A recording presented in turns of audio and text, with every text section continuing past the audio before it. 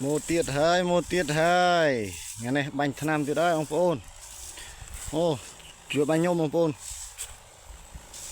từng lô này đo co ấy độ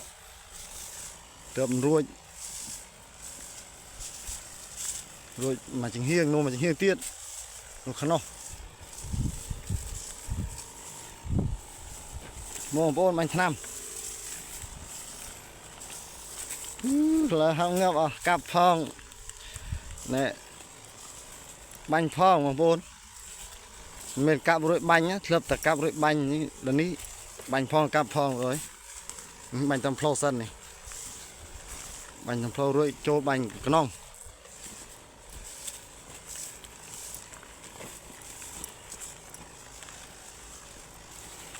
này ở đây mụ spray hơi này hiện tại mụ đây mụ là lương rồi chăm mơ tiếng ọc nè này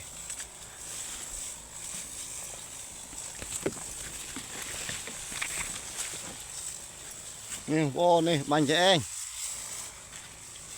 đỗ nè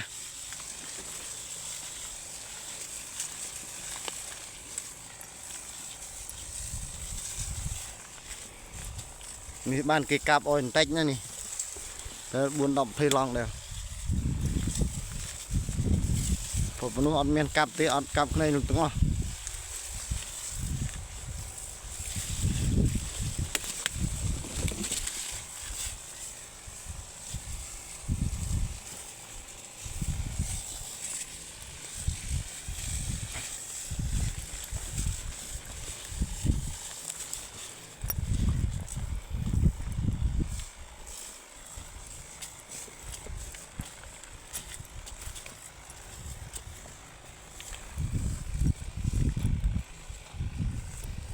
นี่กระเวล